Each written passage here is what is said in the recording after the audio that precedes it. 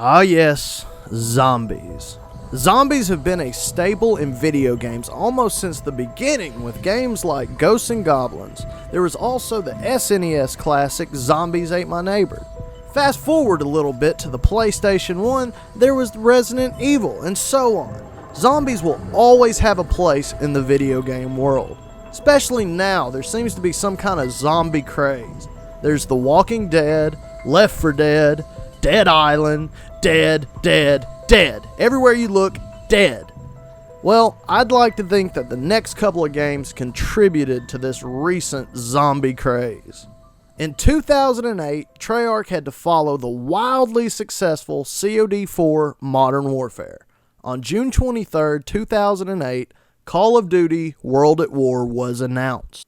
There was a lot of backlash towards the company for making yet another World War II game. According to many players, nobody wanted to shoot Nazis anymore, especially after the modern direction COD4 went in. Well, that was only because they haven't shot Nazi zombies yet. After completing the campaign and sitting through the credits, another mission would begin. This one called Night of the Undead, or more commonly known as Nacht der Untoten. This was the beginning of the phenomenon originally known as Nazi zombies. What a great idea! Put two of the biggest forms of evil, both Nazis and zombies, together, and what do you get? How about some of the most satisfying gameplay of this current generation? Word spread around quicker than a viral outbreak. Many players realized that they weren't just playing another World War II game, but something much, much bigger. Nazi Zombies was a cult hit. People began playing it as religiously as they were the multiplayer campaign. In World at War, there are 4 maps, and I know I'm going to butcher these names, but there's Nacht der Untoten, Verrückt, Shinonuma, and Derice. Nacht der Untoten begins with a short cutscene where your character sees a swarm of Nazi zombies heading towards him after his plane crashes near an abandoned bunker. You are believed to be playing as Peter, who is referenced in Verrückt and is speculated to be the hanging marine in Shinonuma, although there is a lot of debate over that. Nacht der Untoten features many weapons from both the campaign and multiplayer modes and introduces the famous ray gun. Now, there is a lot of depth to the COD zombie series, maybe more than you think. There is a lot of backstory and a metric shit ton of Easter eggs. Because there are so many Easter eggs and literally new ones are found every day, I'm just going to go over a few of my favorites from each map. So, in Nacht der Untoten, in Night of the Undead, if you go into spectator mode and float to the top of the bunker, you will see these strange pink lights. They're positioned all around the bunker, and this isn't the only map they're featured in. Many people speculate that these lights are some kind of signal, and that they might be what lures the zombies into the building in the first place. Now, throughout the zombie maps, there are a few reoccurring Easter eggs. Every map features the word help written somewhere. Something else, as most maps have, is a hidden song.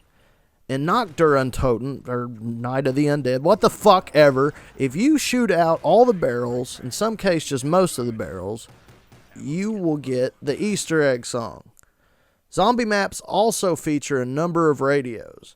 Each radio will give you little pieces of the story for you to piece together on your own. It's pretty cool. It's like a big puzzle. On the map Verrückt, you must fight countless waves of zombies in an abandoned insane asylum originally used by the Nazis. Awesome setting. The name Verrückt in German translates as insane or crazy. In this map, you play as a U.S. Marine. Verrückt was a fan favorite because it introduced the electroshock defenses, the Perks-a-Cola machines, and a power switch used to restore the electricity in the asylum. This was also the first map to feature bouncing Bettys, which, as I'm sure you can imagine, comes in pretty handy. This map features a lot of in-depth Easter eggs and hidden messages. It actually kind of reminds me of Portal 2 with all the Ratman Easter eggs. Yo, dog, I heard you like Easter eggs so much, I got you some Easter eggs put on top of your Easter egg. Easter egg. Throughout the asylum, you will see plenty of German signs. When translated, you will see some signs show these strange messages. Take this warning sign, for example. Warning, unintended children will be immediately sold to the circus. Wow, those Nazis don't fuck around. You will see other signs, some strange like that last one, others typical, such as this one. When translated, it says morgue. But what's so interesting about this one is what you find when you enter the morgue.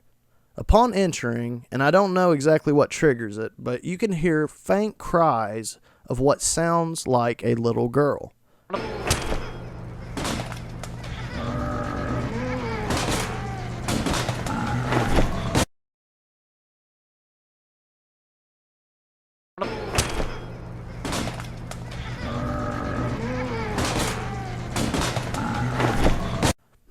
I don't know, maybe Samantha. Now, most people already know about this next Easter egg. The arm on the power switch. But not everyone knows about the backstory. Many people believe that this is the arm of Peter, the Marine from the first map, and the hanging Marine from Shinonuma. And speaking of Shinonuma, be sure to check out part 2 of the series when I will be going over just a few of my favorite Easter eggs from Darice and Shinonuma, the final 2 maps on World at War Nazi Zombies. I am Mullet Mike with the Sticky Paddle, Yeousch Reloaded, saying keep it sticky, stay creepy. Thanks for watching. Peace.